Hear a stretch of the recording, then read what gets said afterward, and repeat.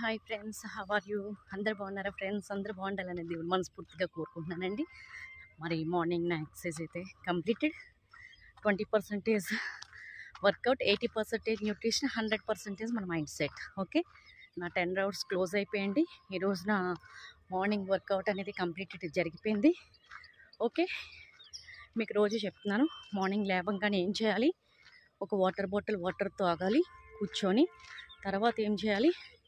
కాస్త ఒక 10 నిమిషాలు వెయిట్ చేసిన తర్వాత మీరు వర్కౌట్ చేసుకోవడం కానీ లేదంటే వాకింగ్కి వెళ్ళడం కానీ చేయాలి.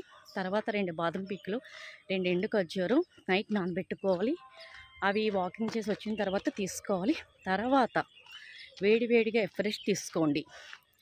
ఎఫ్రెష్ తీసుకోవడం వల్ల అంటే మనకి ఎనర్జీ లెవెల్స్ని పెంచుతుంది, వ్యాధి నిరోధక శక్తిని డెవలప్ చేస్తుంది, క్యాలరీస్ బర్నింగ్ అవుతాయి, లోపల ఫ్లూయిడ్ బ్యాడ్ వాటర్ అనేది రిలీజ్ అవుతుంది, వెయిట్ లాస్కి మంచి సపోర్ట్ అవుతుంది. ఓకే, ఎఫ్రెష్ తీసుకున్న ఒక 10 నిమిషాలకి మీరు ఏం తీసుకోవాలంటే షేక్, 114 పోషకాలు కలిగిన షేక్.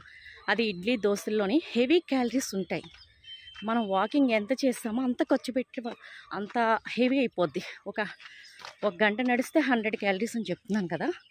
మరి ఒక ఇడ్లీలో 100 ఉంటే 4 ఇడ్లీ 200, చట్నీ, ఒక కప్పు కాఫీ, మధ్యాహ్నం రైస్ 2000 అబోవ్ క్యాలరీస్ అయిపోతాయి.